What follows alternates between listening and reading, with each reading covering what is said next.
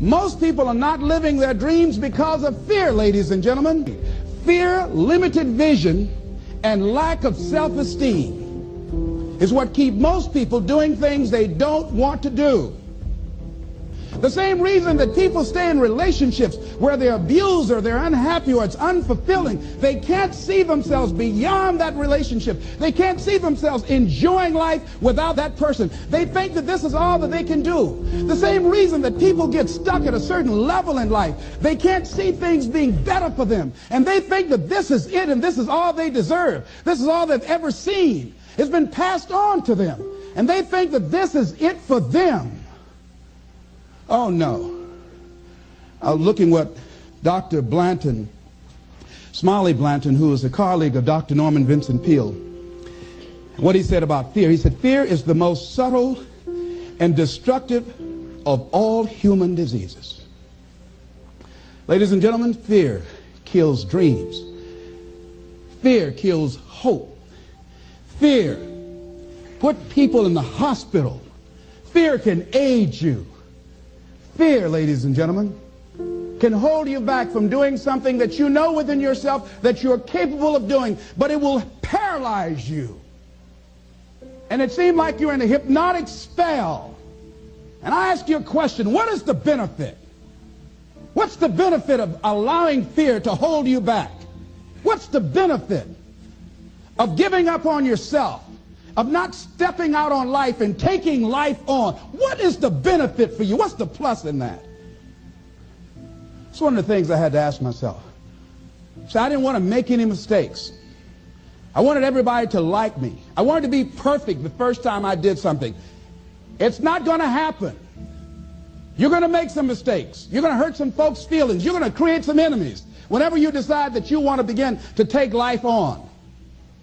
You've got to ask yourself, how long am I going to allow this to hold me back? I like what Zig Ziglar says. He said, fear is false evidence appearing real. That is an illusion that we create in our mind. It is a state of mind that can be changed. So let's look at how we can begin to take some steps to restructure that fear, to begin to expand our visions of ourselves, to begin to increase our self-esteem. Webster said that self-esteem means confidence and satisfaction in oneself. Look at your life right now. Whatever you've done up to this point in time, your life is working. Whatever you have produced, it came out of you as a result of the kind of person that you have become. It's a result of your choices. It's a result of your consciousness. Now you have to ask yourself, are you satisfied with what you have produced? Is this what you want? Would you like for things to be better than this? Do you believe that you deserve better than this? Or are you content? This is it. You don't have to do anything else. That you already resign yourself in life and say, well, I'm happy. I'm not starving like the people in Calcutta. Are you allowing yourself to get off the hook like that? Or do you believe somewhere in the back of your mind or in your heart that there's some other great work for you to do? There's something else that life has for you. And that's why you're here.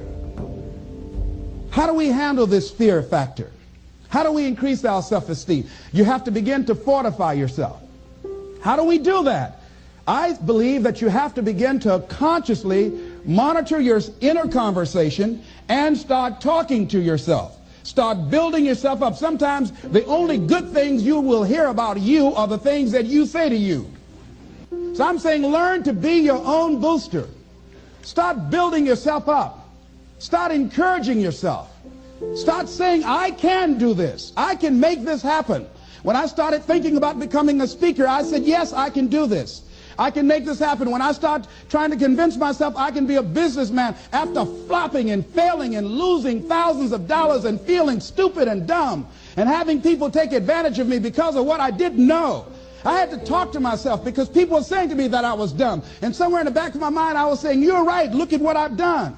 I had to say, no, Les. Hey, come on, man. Get yourself together.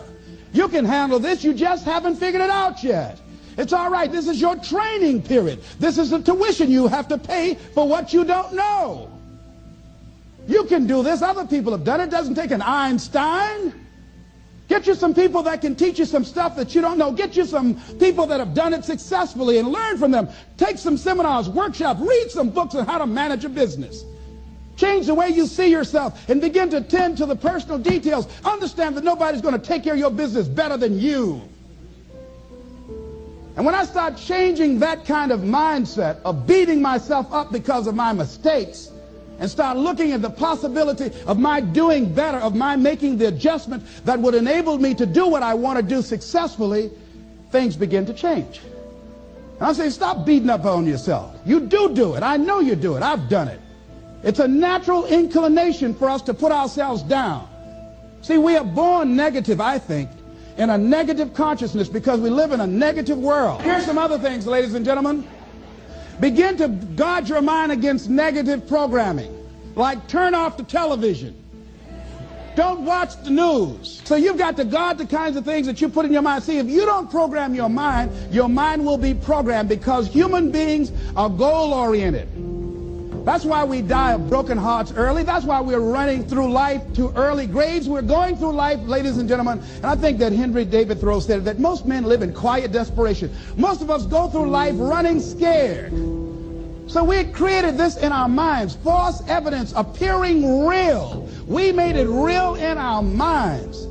That's why Churchill said there's nothing to fear but fear itself. That's the destructive monster. So turn off things that can contribute to your fear. Turn a deaf ear to people that all they can do is talk about how negative things are because they have bought into the consciousness of the world. Start attending workshops, seminars, listening to tapes on a daily basis to begin to recondition your mind, to retrain your thinking. Faith comes by what? Hearing and hearing and hearing. Listen to things that can empower you, that can enable you to create a new reality for yourself, and a new life for yourself. You might appear to be strange around most people. You know, most people think you're strange if you're happy today. See, these people have not found their purpose in life. That's why they're grumpy. That's why they're miserable. That's why they're so negative. They're hurting and they want to hurt other people. So start practicing using programs for your mind. Seminars, books, workshops. Keep a journal. Record your thoughts, what's happening with you. Every day when you get up, have a journal near you. See, ladies and gentlemen, we get 3 to 4 thoughts a year that if we would act on those thoughts, they could change our life. What idea are you sitting on? Write your ideas down. And then, once you get that idea, take the leap. Take the leap. See, it's out here in the universe. If you don't take the plunge, I guarantee you, somebody else will. Take the plunge. Go into action. And ladies and gentlemen, you will be surprised how things will come together. You'll be surprised. Now, you're going to have some difficult challenges. I can tell you that now. Be aware of that. Things are not going to work out exactly right. For a time they will, sometimes. And that's when life is just playing a game with you. I want you to feel good and relax. But ladies and gentlemen, go into action with your dream.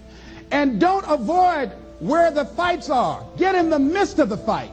Get knocked down so you can learn how to fight, so you can hold your position. And you will be amazed. After the struggle, there will be a calm period and things will begin to click for you.